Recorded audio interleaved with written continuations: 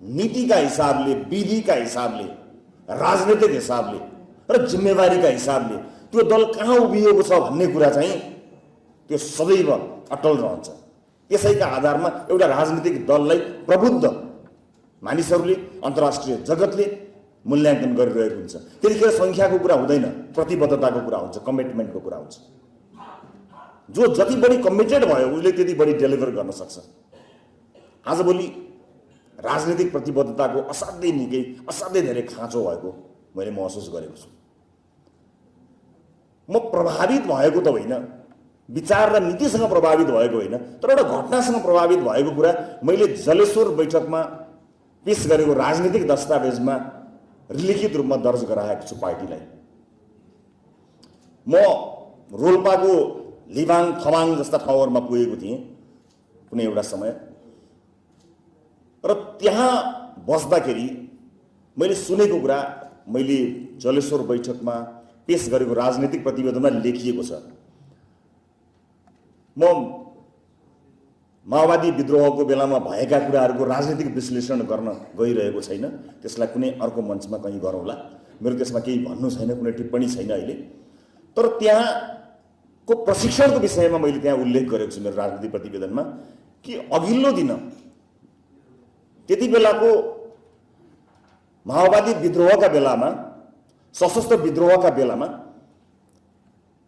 त्यहाँ कार्यकर्ताहरू चाहिँ आफ्नो नेतृत्वलाई के भन्दथे भने, कमरेड म भोलि शहीद हुन्छु, मैले शहीद हुन पाउनुपर्छ भनेर भन्दथे अरे। पार्टीको नीति, पार्टीको विचारसँग प्रतिबद्ध भएर म अग्रपङ्क्तिमा जान्छु, होइन शहीद चाहिँ मैले हुन पाउनुपर्छ भनेर म शहीद हुन्छु, म अग्रपङ्क्तिमा जान्छु भनेर झगडा पर्दथे अरे। मैले त्यो नीति, त्यो विचार, त्यसको कुनै इन्डोर्समेन्ट गर्न खोजेको होइन, तर त्यो तहको प्रशिक्षणको कुरा गर्न खोजेको मैले। त्यो प्रशिक्षण मुलुकको हितका लागि, देशको हितको लागि, जनताको हितका लागि, समानताको लागि, लोकतन्त्रको लागि, नागरिकको जनजीवन उकास्नका लागि राष्ट्रको पक्षमा भयो भने त्योभन्दा ठुलो प्रतिबद्धता के, त्योभन्दा ठुलो प्रशिक्षण के? म कुनै पार्टीको नीति विचारको कुराकानी यहाँ गरिरहेको छैन, म त प्रशिक्षणको त्यो तहको कुराकानी गरिरहेको छु जहाँ आफ्नो नेतृत्व, आफ्नो नीतिका लागि मानिसहरू भन्दछन् कि पहिला म। तर दुःखका साथ भन्नुपर्छ, हाम्रो मात्र होइन, कुनै पनि राजनीतिक दलमा अलिकति गहिरो ढङ्गले लागौँ, अलिकति नीति विचारमा काम गरौँ, अलिकति सिद्धान्तनिष्ठ भएर काम गरौँ भन्ने कुराको सिङ्गो समाजले अभाव महसुस गरेको कुरा सत्य हो। नेतृत्व चुनाव केन्द्रित, नेता चुनाव केन्द्रित, पद केन्द्रित हुँदै जाँदा त्यसको प्रभाव समाजमा परेको छ। आज हामी समाजमा यो भएन त्यो भएन भनेर कति धेरै गुनासोहरू गर्छौँ नि, त्यो प्रभावै प्रतिबद्धताको प्रभाव हो। हामी प्रतिबद्ध छैनौँ।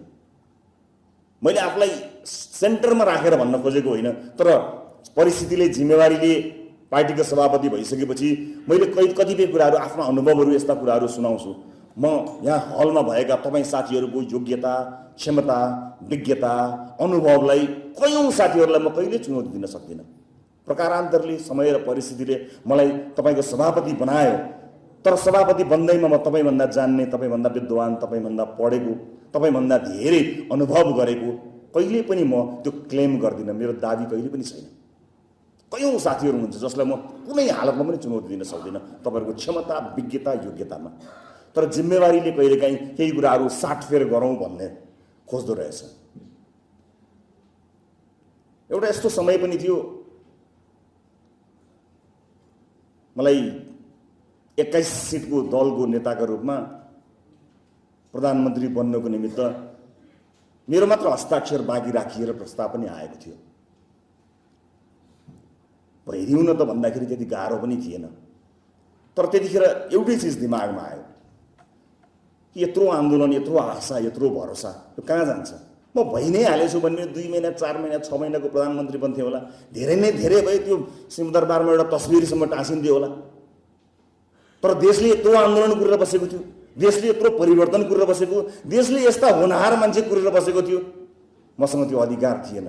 त्यतिखेर साँच्चै नै मलाई महसुस भएको, म यहाँ गर्वका साथ भन्न सक्छु, त्यसलाई हाँसी हाँसी किस्तीमा आएको प्रधानमन्त्री पदलाई हाँसी हाँसी नमस्कार गरेको हो। मैले यसलाई असाध्यै धेरै गर्वको विषय बनाएको होइन, इतिहासको पानामा दर्ज मात्र गराउन खोजेको हो। किनकि यो आन्दोलनले यो मोमेन्टले कुरिरहेको थियो। यति भनिदिँदाले मैले बडो त्यागीको उपाधि पाउँछु भन्ने लोभले मैले भने होइन साथी हो। यति प्रतिबद्धता चाहिँ चाहिन्छ भन्न खोजेको हुँ। तपाईहरुको इमानदारिता, तपाईहरुको योग्यता र तपाईहरुको क्षमतालाई चुनौती दिने मसँग त्यति धेरै योग्यता छैन, मैले अघि नै भनिहालेँ। तर राजनीतिमा कहीँ न कहीँ, कतै न कतै त्यो प्रतिबद्धता, त्यो आँट, त्यो साहस, त्यो हिम्मत हामीसँग हुनुपर्दछ। भोलि आउने चुनावमा यही हलमा भएका कयौं साथीहरूले कुनै कारणले टिकट पाउनु भएन भने सबभन्दा पहिला मलाई फेसबुकमा गाली गरेर निस्किने पनि हुनुहुन्छ होला भोलि। त्यस्तो पनि हुन सक्छ। तर त्यो धेरै हुन्छ कि भन्ने कुराले अलिकति सताउँछ मलाई। जसो जसो राजनीति त हाम्रो पोल्टामा आइपुग्यो, यसको अर्थ हाम्रो व्यक्तिगत लाभ र हाम्रो लाभमा देशको राजनीति प्रयोग नहोस्। मेरो चिन्ता यति मात्रै हो। यतिका साथीहरू आउनु भएको छ, अधिकांश युवा साथीहरू हुनुहुन्छ। कुनै पनि देशले यति धेरै युवा केन्द्रीय सदस्य पार्टीको, यति धेरै युवा सांसद, यति धेरै युवा मन्त्री पाएको छैन।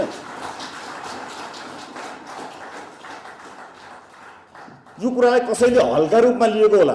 प्रतिपक्षीहरूले यतिकै आए, हावाहुरी आए भनेर भन्लान्। तर याद गर्नुहोस्, आज तपाईँ हामीले बाटो बिरायौँ भने संसारभरि के मेसेज जान्छ भने युवाको नेतृत्वले काम छैन, युवा भनेर हुने रहन्छ।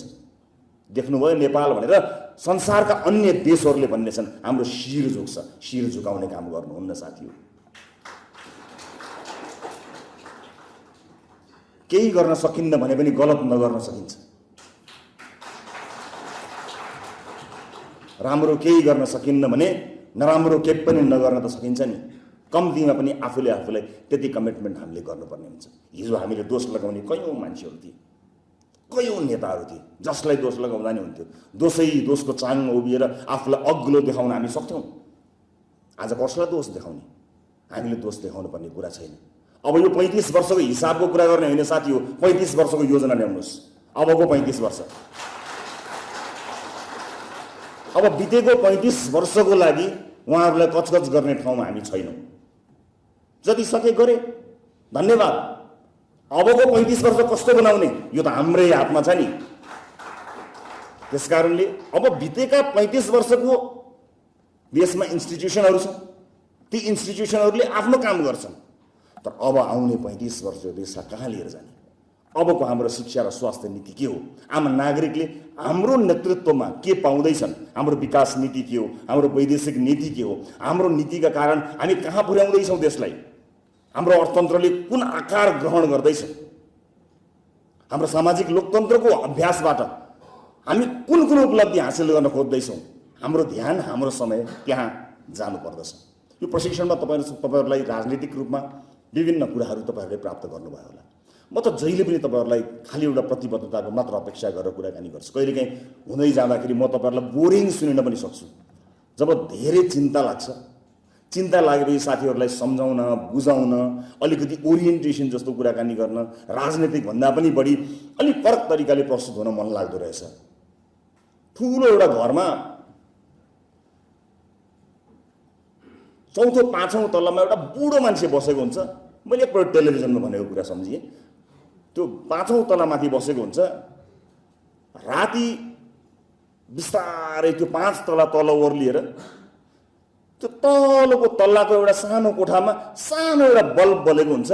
त्यो बुढो मान्छे त्यो 5 तला तल ओर्लिएर तल गएर सानो एउटा बल्ब निभाएर गएर सोध्छ, त्यो बल्बले कति नै पैसा खर्च हुने होला? त्यसमाथि 5औं तल्लाको घर भएको सम्पन्न बुढो मान्छे, त्यसलाई के नै फरक पर्ने होला र? तर त्यो त जिम्मेवारी हो, त्यो त अभिभावकत्व हो। त्यति राति 5 तला ओर्लिएर एउटा बल्ब भए पनि निभाएर जाउँ, यति भए पनि पैसा चुहावट नहोस् भन्ने कुराको सोच आउनु भनेको त्यो जिम्मेवारी हो। मलाई कता कता त्यही जिम्मेवारी महसुस भएर बेला बेलामा तपाईहरुलाई झर्को लाग्ने गरी प्रवचन दिए चाहिँ यसै गरी भनिरहन्छु, बताइरहन्छु। देशको सबैभन्दा शक्तिशाली राजनीतिक दलको सबैभन्दा ठुलो नेता भनेको देशको सबैभन्दा जिम्मेवार मान्छे हो। त्यो जिम्मेवारीको महसुस मलाई छ। त्यही महसुस भएको जिम्मेवारी तपाईहरुसँग बाँड्न पाइयो र त्यो जिम्मेवारीको बाँडफाँड राम्रोसँग अच्छासँग गर्यौं भने हामी बलियो बन्छौं। यही बाँड्ने त हो नि हामीले। केही जिम्मेवारी तपाईले भोग्ने, केही जिम्मेवारी अर्कोले भोग्ने। यसरी अगाडि बढ्यौं भने हामी साच्चै नै एउटा बलियो पार्टी बन्छौं। सबैले आशंकाका दृष्टिकोणले हेरेका छौं। एकैचोटी सम्झी हेर्नुस् त, हामी 182 जना छौं। म यहाँ उभिएर तपाईलाई भन्न सक्छु कि मेरा कारणले तपाईहरुको शिर झुक्दैन। म ग्यारेन्टीका साथ, म प्रतिबद्धताका साथ भन्न सक्छु। मेरो कारणले अनजानमा मबाट कुनै गल्ती कमजोरी भएछन् भने म राजनीतिक रूपमा त्यसलाई सच्याउने, त्यसबाट क्षमा याचना गर्ने र पुनः तपाईहरुको शिर फेरि पनि उठाउने जमर्को गर्ने प्रतिबद्धता व्यक्त गर्न सक्छु। लडिएछ भने फेरि उठेर दौडने पनि प्रतिबद्धता गर्न सक्छु। त्यही प्रतिबद्धता तपाईहरु सबैले गर्नुपर्छ र मलाई तपाईहरुले भन्नुपर्छ ढुक्क हुने गरी कि भन्नुस् कि सभापतिज्यू मेरा कारणले पार्टीको शिर झुक्दैन, म ढुक्क हुनुस्, ग्यारेन्टी गर्छु, तपाईहरुले भन्नुपर्छ। मैले बारम्बार भन्दै आएको कुरा फेरि पनि जोड्न चाहन्छु साथीहरु। विभिन्न सेक्टरहरुमा हामीले काम गर्नुपर्नेछ। मुलुकमा यो हरेक क्षेत्रका मानिसहरूले अहिले राजनीतिमा प्रवेश गरेको भएर होला नेपालको पार्लियामेन्ट, सरकार, मन्त्रीहरू सबैप्रति सबैको ध्यान गएको छ, आँखा गएको छ, बडो ध्यान दिएका छन्। हरेक क्षेत्रका मानिसहरूको आगमन राजनीतिमा भएको हुनाले यस्तो लागिरहेको छ देशमा राजनीति बाहेक केही पनि चलेको छैन जस्तो लागिरहेको छ। सायद होला पनि। मोडल, कलाकार, वैज्ञानिक, प्रोफेसर, खेलाडी, व्यापार व्यवसाय क्षेत्रका उद्यमी, जर्नलिस्ट, हेर्नुहोस् त हरेक क्षेत्रका मानिसहरू आएपछि सबैको ध्यान यहाँ गएको छ। यतिका धेरै मान्छेहरू जम्मा भएका हुनाले हर क्षेत्र यसैमा हेरिरहेको छ। तपाई जहाँसुकै हेर्नुहोस् अन्य गतिविधिहरू कम भए जस्तो हामीलाई लागिरहेको छ। जब सिङ्गो देशको ध्यान राजनीतिमा छ र विभिन्न पेशा र व्यवसाय गरेका मानिसहरू राजनीति संलग्न भनेर आएका छन् भने इतिहासमा योभन्दा बढी जिम्मेवार हुने समय कहिले पनि हुँदैन। प्रिय साथीहरू, म तपाईलाई पढाउन र तपाईहरुलाई सिकाउन भन्दा पनि तपाईहरुसँग यही एउटा कुरा माग्नका लागि उपस्थित भएको छु कि इतिहासले हामीलाई दिएको यो जिम्मेवारी यहाँबाट हामी कतै विचलित त हुन्नौ। जानेर वा नजानेर झुकिएर पनि हामीबाट भएका क्रियाकलापले गर्दा यो देशको लोकतन्त्र कमजोर नबनोस्, यो हाम्रो पहिलो जिम्मेवारी हो। आज विभिन्न संस्थाहरू डराएका छन्। इन्स्टिट्युसन्सहरू भत्किए भने लोकतन्त्र भत्कन्छ। एकैपटक गुर्लममै जाने त्यस्तो कमजोर घर होइन लोकतन्त्र। हिजोका शहीदहरूले बलिदानी दिएका छन्। हिजोका राजनीतिक दलहरूले जेल नेल भोगेर यसलाई बलियो बनाएका छन्। बिल्कुल बलियो छ यो कमजोर छैन। कमजोर हुनु हो त धेरै अगाडि ढलिसक्थ्यो। यसलाई बलियो बनाएका छन्। उनीहरू भन्न सक्छन् भोलि हामीले कति बलियो बनाएर तिमीहरूलाई दिएका थियौ, बलियो थियो तिमीहरूले हामीलाई लिएर गएका थियौ। सुशासनको कुरामा न हामी चुकेका थियौँ, बाँकी राजनीतिक हिसाबमा त हामी बलियो थियौँ।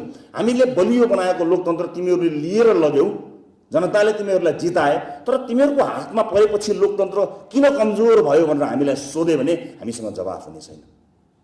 हामी त्यो मोडमा जानेवाला छैनौँ। हामी हाम्रो इतिहास त्यसरी लेख्ने पुस्ता होइनौँ। त्यसैले हामीले अत्यन्त जिम्मेवार भएर काम गर्नुपर्नेछ। प्रिय साथीहरू, राजनीति हामीले किन चुन्यौं? हाम्रा सबैका आफ्ना कारणहरू होलान्। एउटाको कारणसँग अर्कोको कारण नमिल्न पनि सक्छौँ, तर आउन त हामी एकै ठाउँमा आइपुगेका छौँ। यो मौकालाई, इतिहासले दिएको महत्त्वपूर्ण मौका सम्झिएर हामीले हाम्रो काम अगाडि बढाउनु पर्नेछ। हाम्रा क्रियाकलापहरूमा, हाम्रा गतिविधिहरूले, हाम्रा अभिव्यक्तिहरूले कुनै पनि कुराले लोकतन्त्रलाई कमजोर बनाउने काम नगरोस्। म यहाँहरूसँग अनुरोध गर्न आएको छु। आफ्नै परिवारभित्र पनि कहिलेकाहीँ अनुरोध गर्नुपर्छ। आफ्नै परिवारका साथीहरू पनि मिलाउनुपर्छ। आफ्नै परिवारका साथीहरूलाई पनि सम्झाउनुपर्छ, बुझाउनुपर्छ। यसको अर्थ म तपाईहरुसँग असन्तुष्ट छैन। म तपाईहरुप्रति गर्व गर्दछु कि म त्यस्तो पार्टीको सभापति हुँ जसमा 101 होनहार युवाहरू जोडिएका छन्। म गर्वका साथ भन्न सक्दछु, जहाँ पनि भन्न सक्दछु। तर थोरै चिन्ता त लाग्ने रहेछ। जिम्मेवार भएपछि थोरै चिन्ता लाग्ने रहेछ। त्यो चिन्ता मैले तपाईहरुसँग व्यक्त नगरेर कहाँ व्यक्त गरौँ? यो मेरो असन्तुष्टि होइन। यो मेरो असन्तुष्टि बिल्कुल होइन। यो थोरै चिन्ता हो। त्यो चिन्ताको निवारण गर्ने जिम्मा तपाईँ हाम्रो हो। अब स्थानीय निर्वाचन आउँदैछ। स्थानीय निर्वाचनभन्दा अगाडि हामीले म त रासोपाको केन्द्रीय सदस्य हुँ या म त रासोपाको सांसद हुँ भनेर केन्द्रमै अल्मलिएर विभिन्न ठाउँहरूको अन्तर्वार्ता या छलफलहरूमा अल्मलिएर होइन, गाउँ गाउँ दूर दराज टोल टोल बस्ती बस्तीमा पुगेर बताउनु पर्नेछ कि हामीले के काम गरिरहेका छौँ र के गर्दैछौँ। यो हाम्रो जिम्मेवारी हो। अनि मात्र हामीले पार्टीलाई बलियो बनाउन सक्छौँ। स्थानीय सरकारमा हामीले बलियो उपस्थिति बनाउन सकेनौँ भने धेरै कुरामा हामी पछि पर्न सक्छौँ। म फेरि पनि भन्छु, अहिले सरकार मात्र बलियो छैन, प्रतिपक्षी झन बलियो छ।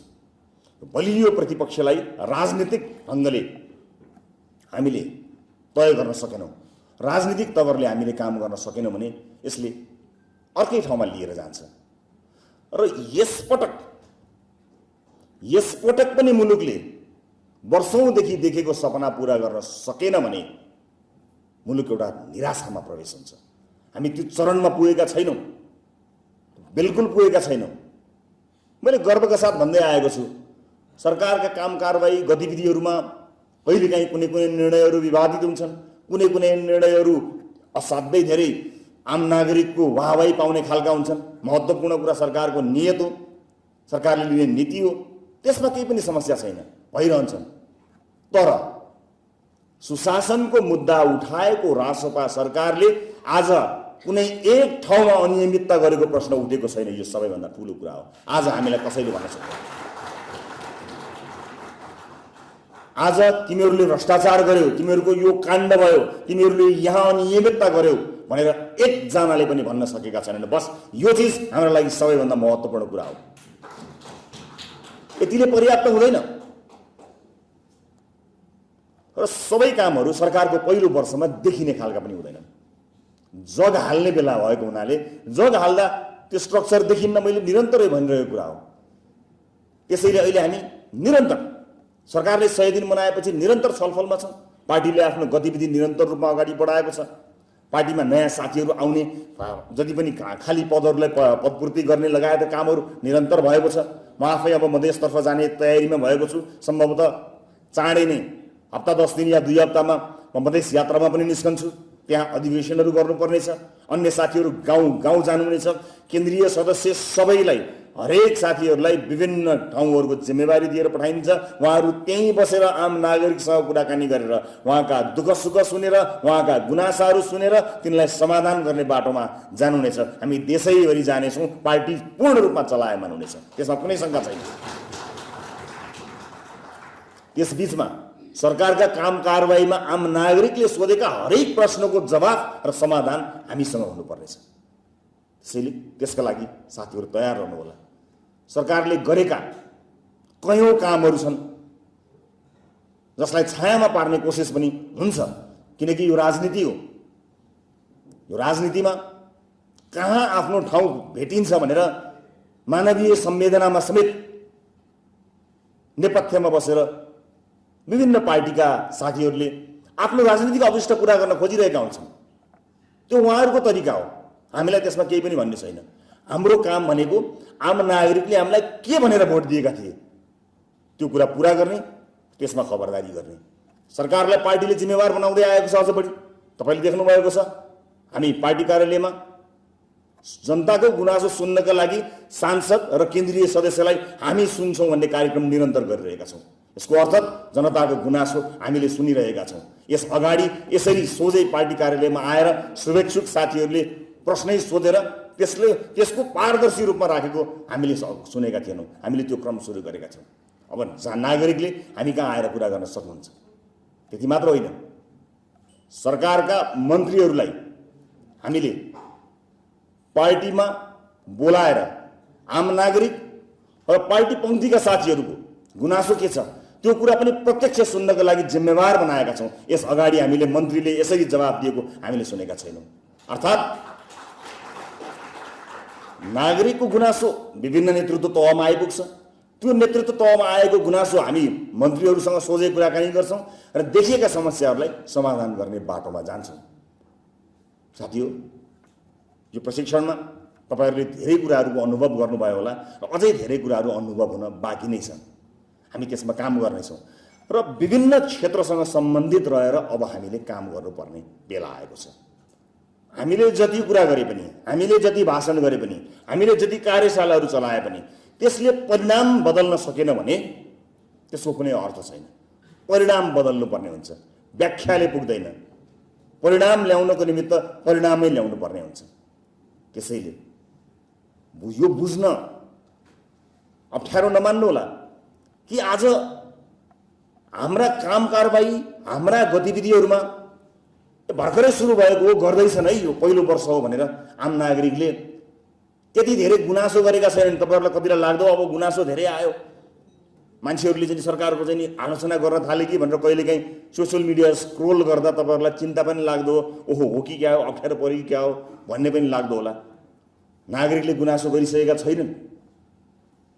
ती नागरिकहरू जसले बुवासँग झगडा गरेर, आमासँग झगडा गरेर, छोरोसँग झगडा गरेर, बुवा हजुरबुवा काका टोल छिमेकसँग झगडा गरेर घन्टीमा भोट हालेका छन्, उनीहरू अहिले बोलेका छैनन्। उनीहरूले भनेका छन् यो सरकारले भ्रष्टाचार गरेको छैन, अहिले नबोला भनिरहेका छन्। उनीहरूले बोल्ने दिन आयो भने चाहिँ हामीलाई गाह्रो हुन्छ। उनीहरूलाई बोल्ने दिन आउन नदिने जिम्मा तपाईँ हाम्रो हो। त्यसका लागि पार्टी निरन्तर काम गरिरहेको छ। हामी संवादमा बसौँ, छलफलमा बसौँ। म फेरि पनि भन्छु, हुन त आम सञ्चारका साथीहरू पनि हुन्छ, पार्टीको मात्र कुराकानी यसो गोप्य गर्ने ठाउँ छैन, सबै खिचिएको छ। तैपनि यतातिर कुरा लाउँदा काम लाग्छ कि भनेर एउटा कुरा भनिहाल्छु। तपाईहरुको उपस्थिति, तपाईहरुको उपस्थित भइसकेपछि तपाईहरुको कार्यक्रमप्रति तपाईहरुको सहभागिता, संवेदनशीलता सबै पार्टीले नोट गरिरहेको छ है साथीहरु। भोलि पर्सि खोइ त मैले यत्रो काम गर्दाखेरि पनि, म यति लामो समयदेखि गर्दा पनि खोइ मैले त केही अवसर पाइनँ भन्ने कुरा आउँदाखेरि तपाईका उपस्थितिहरू, तपाईका हाजिरीहरू, तपाईको सहभागिताहरू सबै हिसाब बही खातामा चढ्लान्। त्यसकारणले साथीहरूलाई म यही अनुरोध गर्न चाहन्छु, पार्टीका बैठक, पार्टीले बोलाएको छलफल, त्यसमा सहभागी नहुने, त्यसलाई सहभागी भइदिए जस्तो गर्ने कामले भोलि तपाईहरुलाई गाह्रो पर्ला, अप्ठ्यारो पर्ला। यति त क्यामेरा यहाँ जति धेरै भयो नि साथीहरूलाई यति भन्न त म सक्छु। त्यसकारणले मैले भन्न सकेको यति हो। बुझ्नुपर्ने चाहिँ तपाईँले बुझ्नु होला, फेरि अलि बढी बुझ्नुपर्ने यहाँहरू सबैले बुझ्नु होला। र अर्को एउटा महत्त्वपूर्ण कुरा म दोहोऱ्याएर भन्न चाहन्छु कि विधिभन्दा बाहिर गएर कुनै पनि अर्गनाइजेसन, कुनै पनि इन्स्टिट्युसन चल्न सक्दैन। राजनीतिक पार्टी त चल्नै सक्दैन। आफ्नो नेतृत्वमा भएका बेलामा विधि मिचे भने मेरो अस्तित्वमा पनि तपाईहरुले प्रश्न गर्न पाउनुहुन्छ। त्यसकारणले आफ्नो अस्तित्वमा प्रश्न हुने काम मेरो कार्यकालमा नहोस् भन्ने कुरामा म सचेत छु। क्यान्डिडेट क्लब, लिडरशिप एकाडेमी, यी सबै कुरालाई अक्षरशः पालना गरेर उम्मेदवारहरूको चयन हुन्छ। अक्षरशः पार्टीले अनुमोदन गरेका राजनीतिक दस्तावेजहरूको अक्षरशः पालना हुन्छ। पार्टीले बनाएको विधि, निर्देशिका, नियमावलीको अक्षरशः पालना हुन्छ। हामी विधिभन्दा बाहिर जान सक्दैनौँ। हिजो समायोजनका विषयलाई लिएर एउटा ऐतिहासिक जिम्मेवारी हाम्रो काँधमा आएको थियो। त्यसकारणले हामीले विभिन्न साथीहरूसँग समायोजन गरेर महाधिवेशनमा समायोजन टुङ्गाएका हौँ। समायोजन टुङ्ग्याइसकेका छौँ। हामीले चितवनमा सबै कुरा गरिसकेका छौँ। चितवन महाधिवेशनमा के भए, के भएनन्, ती सबै कुरा एउटा अङ्ग्रेजीमा भनाइ छ, whatever happen in Vegas stay in Vegas भने जस्तै जे whatever happen in Chitwan stay in Chitwan. चितवनमै बस्यो, चितवनबाट त्यो मुङलिन काटेर आएको छैन, त्यतै छ, उता गएको छैन। त्यसकारणले त्यसमा हामी धेरै चिन्तित नहौँ। तर अब अगाडि गइसकेपछि यहाँहरूलाई म स्पष्ट पार्छु, यी हल्ला, यी गसिप, यी सबै चिजहरूमा कुनै चिजको त्यसको पछि लाग्ने साथीहरू पछि पर्नुहुन्छ। त्यतातिर नलागिकन पार्टीलाई बलियो बनाउने, एकजुट भएर अगाडि बढ्ने कुरामा यहाँहरूले ध्यान दिनुहुनेछ, यहाँहरूले अगाडि बढ्नुहुनेछ भन्ने मैले विश्वास लिएको छु। र फेरि पनि भन्छु यही मेसेज मार्फत कि कयौँ ठाउँमा दुईवटा कुरा हुन्छ। एउटा आउने चुनावमा उम्मेदवार तपाईँ हो भनेर कसैले तपाईँलाई भनेको छ भने तपाईँलाई त्यसले नराम्रोसँग ठग्यो, असाध्यै नराम्रोसँग। अझ त्यसको लागि कसैले झुक्क्याएर तपाईँसँग यसो केही लेनदेन पनि गरेको छ भने तपाईँको लगानी नराम्रोसँग डुब्यो, नराम्रोसँग। किनभने अब त्यो सबै पनि गरेको कसैको मिल्न पनि जाला। फेरि त्यस्तो भएछ भने यो बिग्रेको घडी पनि दिनमा 2 चोटि चाहिँ सही हुन्छ है। फेरि अब त्यो बिग्रेको घडी बनेर 2 चोटि सही हुन्छ कि भनेर बसिरहनु भएको छ भने बेग्लै कुरा हो, नत्र तपाईँको त्यो सब डुब्यो, त्यो हुनेवाला छैन। सो हामी क्यान्डिडेट क्लबकै माध्यमबाट मात्रै टिकट वितरण गर्छौँ र जसले तपाईँलाई झुक्क्याएको छ त्यसको प्रमाण ल्याउनु भएछ भने र त्यो झुक्क्याउने मानिसले तपाईँहरूबाट कुनै उचित अनुचित लेनदेन समेत गरेको रहेछ भने तपाईँ मात्र होइन, हम तो डुबे सनम तुमको भी लेके डुबेंगे।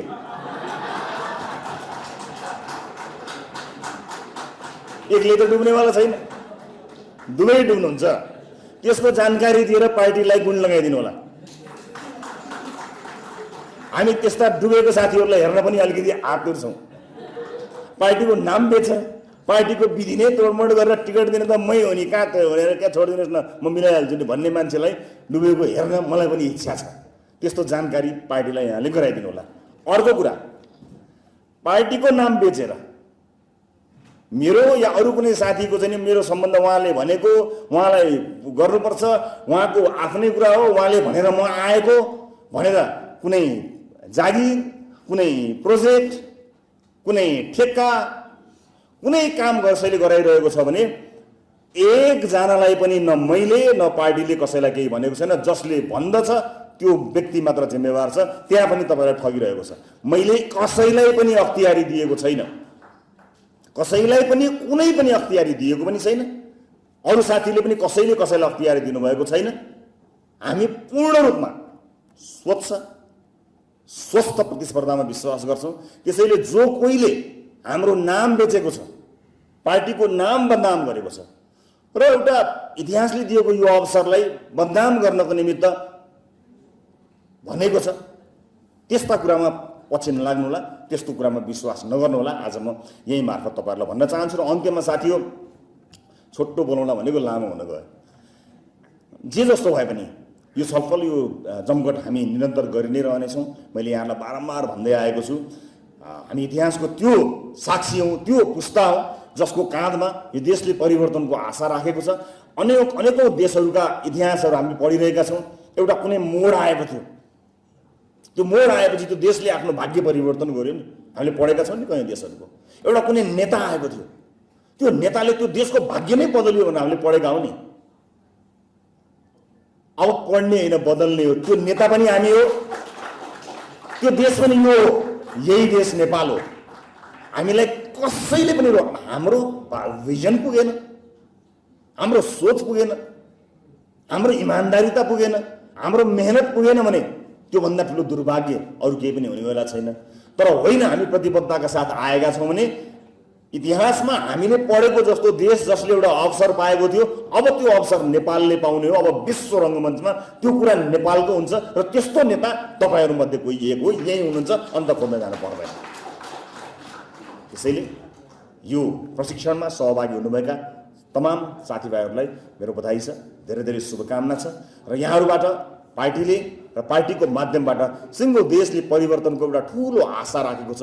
यो आशाको बल्दै गरेको यो दियोलाई निभ्न नदिनुहोला, घन्टीको यो आवाजलाई मधुरो हुन नदिनुहोला, गुन्जायमान पार्नुहोला। र यो मुलुकको समृद्धिको खाका कोर्ने जिम्मेवारी हामीले लिएको र हामीलाई अगाध विश्वास आम नागरिकले गरेको हुनाले जनताको विश्वास, आफ्ना पुस्ताको विश्वास, आफ्ना छोराछोरीको विश्वासलाई कहिले पनि मर्न नदिनुहोला। म यहाँहरूबाट धेरै अपेक्षा गरिरहेको छु। यही इमान्दार अपेक्षासहित आफ्नो भनाइ यहीँ टुङ्ग्याउँछु। सबैको जय होस्, जय देश, जय घन्टी।